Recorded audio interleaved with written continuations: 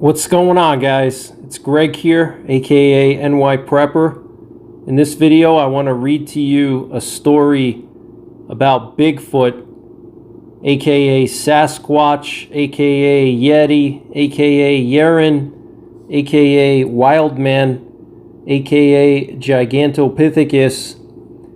And this story is coming from The Wilderness Hunter, which is a book written by Teddy Roosevelt, one of the greatest presidents ever in the United States. And Teddy Roosevelt was an accomplished big game hunter. He traveled all over the world in pursuit of wilderness hunts. He hunted in Africa extensively. He hunted in India. He hunted in basically every continent. He went to the Amazon, and of course, he hunted North America extensively. And in his book, The Wilderness Hunter, he tells a story of some trappers that were attacked by some kind of bipedal creature in Montana. And they were actually out trapping for beaver when something attacked them. And I want to just read this story to you guys. I highly recommend you check out The Wilderness Hunter. It's not that expensive. You can buy it on paperback for $14 on Amazon, and the Kindle version is like $8. If you're an outdoorsman, if you're a hunter, you need to get this book, The Wilderness Hunter. In my opinion, it's the big game hunter's Bible. And he shares a lot of good insights in this book. So I want to read this story to you. So here we go. Teddy Roosevelt, The Wilderness Hunter, Bigfoot story. Frontiersmen are not, as a rule, apt to be very superstitious. They lead lives too hard and practical, and they have too little imagination in things spiritual and supernatural. I have heard only few ghost stories while living on the frontier, and these few were of a perfectly commonplace and conventional type. But I once listened to a goblin story which rather impressed me. It was told by a grizzled, weather-beaten old mountain hunter named Bauman, who was born and had passed all his life on the frontier. He must have believed what he said, for he could hardly repress a shudder at certain points of the tale, but he was of German ancestry, and in childhood had doubtless been saturated with all kinds of ghost and goblin lore, so that many fearsome superstitions were latent in his mind. Besides, he knew well the stories told by the Indian medicine men in their winter camps of the snow walkers, and the specters, and the formless evil beings that haunt the forest depths, and dog and waylay the lonely wanderer who, after nightfall, passes through the regions where they lurk. And it may be that when overcome by the horror of the fate that befell his friend, and when oppressed by the awful dread of the unknown, he grew to attribute, both at the time and still more in remembrance, weird and elfin traits to what was merely some abnormally wicked and cunning wild beast. But whether this was so or not, no man can say. When the event occurred, Bauman was still a young man, and was trapping with a partner among the mountains dividing the forks of the Salmon from the head of Wisdom River. Not having had much luck, he and his partner determined to go up into a particularly wild and lonely pass, through which ran a small stream said to contain many beaver. The pass had an evil reputation, because the year before, a solitary hunter who had wandered into it was there slain, seemingly by a wild beast, the half-eaten remains being afterwards found by some mining prospectors who had passed his camp only the night before. The memory of this event, however, weighed very lightly with the two trappers, who were as adventurous and hardy as others of their kind. They took their two lean mountain ponies to the foot of the pass, where they left them in an open beaver meadow, the rocky timber-clad ground being from thence onwards impracticable for horses. They then struck out on foot through the vast, gloomy forest, and in about 4 hours reached a little open glade where they concluded to camp, as signs of game were plenty. There was still an hour or two of daylight left, and after building a brush lean-to and throwing down and opening their packs, they started upstream. The country was very dense and hard to travel through, as there was much down timber, although here and there the somber woodland was broken by small glades of mountain grass. At dusk they again reached camp. The glade in which it was pitched was not many yards wide, the tall, close-set pines and firs rising round it like a wall. On one side was a little stream, beyond which rose the steep mountain slopes, covered with the unbroken growth of the evergreen forest. They were surprised to find that during their short absence, something, apparently a bear, had visited camp, and had rummaged about among their things, scattering the contents of their packs, and in sheer wantonness destroying their lean-to. The footprints of the beast were quite plain, but at first they paid no particular heed to them, busying themselves with rebuilding the lean-to, laying out their beds and stores, and lighting the fire. While Bauman was making ready supper, it being already dark, his companion began to examine the tracks more closely, and soon took a brand from the fire to follow them up, where the intruder had walked along a game trail after leaving the camp. When the brand flickered out, he returned and took another, repeating his inspection of the footprints very closely. Coming back to the fire, he stood by it a minute or two, peering out into the darkness, and suddenly remarked, "Bauman, that bear has been walking on 2 legs. Bauman laughed at this, but his partner insisted that he was right, and upon again examining the tracks with a torch, they certainly did seem to be made by but 2 paws or feet. However, it was too dark to make sure. After discussing whether the footprints could possibly be those of a human being, and coming to the conclusion that they could not be, the 2 men rolled up in their blankets and went to sleep under the lean-to. At midnight, Bauman was awakened by some noise, and sat up in his blankets.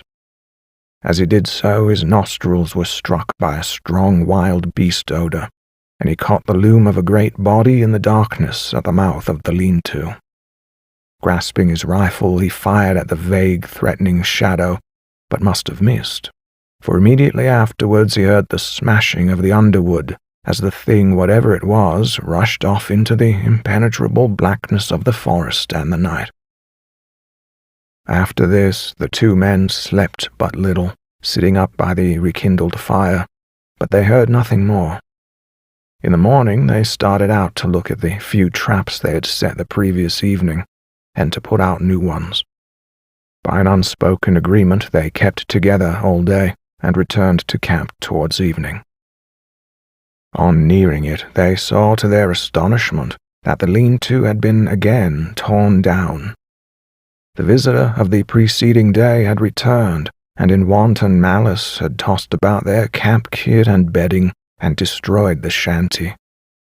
The ground was marked up by its tracks, and on leaving the camp it had gone along the soft earth by the brook, where the footprints were as plain as if on snow.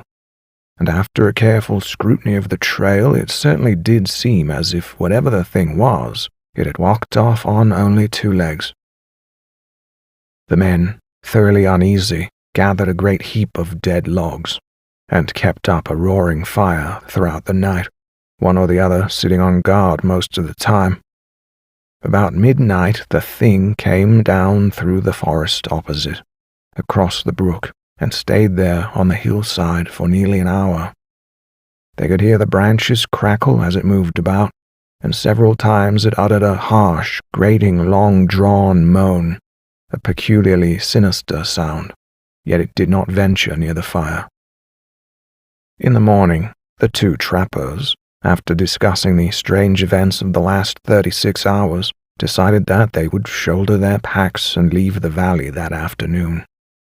They were the more ready to do this because, in spite of seeing a good deal of game sign, they had caught very little fur, However, it was necessary first to go along the line of their traps and gather them, and this they started out to do. All the morning they kept together, picking up trap after trap, each one empty. On first leaving camp, they had the disagreeable sensation of being followed. In the dense spruce thickets, they occasionally heard a branch snap after they had passed, and now and then there were slight rustling noises among the small pines to one side of them. At noon they were back within a couple of miles of camp. In the high, bright sunlight their fears seemed absurd to the two armed men, accustomed as they were, through long years of lonely wandering in the wilderness, to face every kind of danger from man, brute, or element.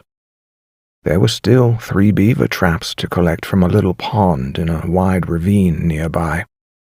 Bauman volunteered to gather these and bring them in, while his companion went ahead to camp and made ready the packs.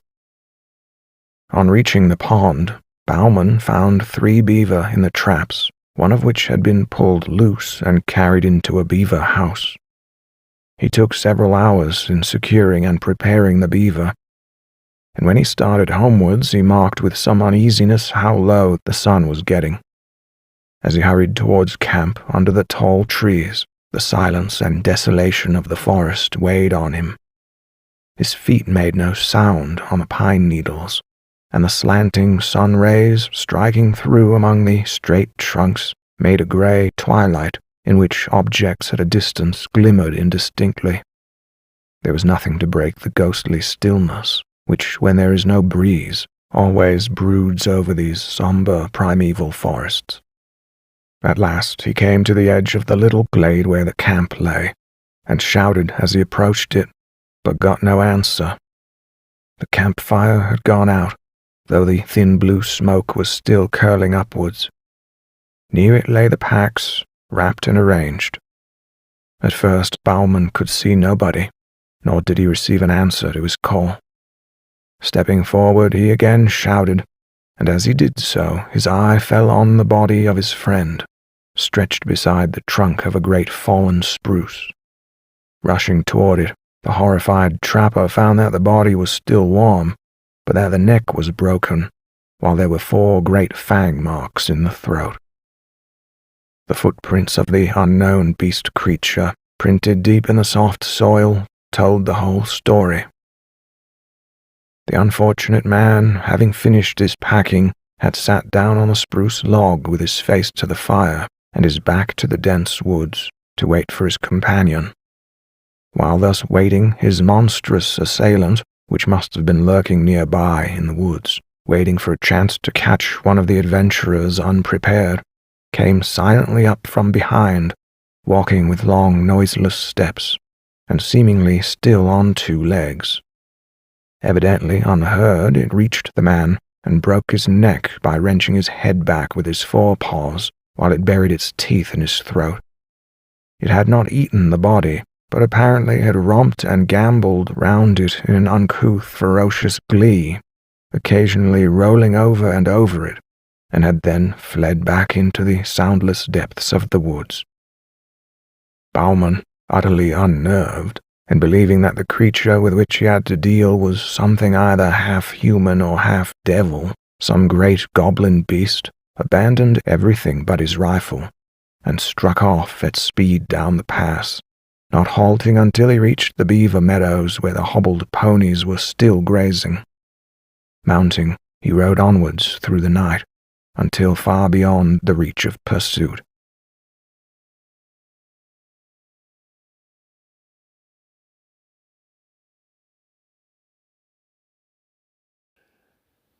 So that's a pretty crazy story, guys. Let me know what you think in the comments. Do you think this story is true, or do you think it's just a campfire story? But that's pretty much it for this video, guys. I'm going to be doing more Bigfoot content, so stay tuned to my channel. Take care, God bless, and don't forget the 3 Ps. Prepare, practice, and persevere.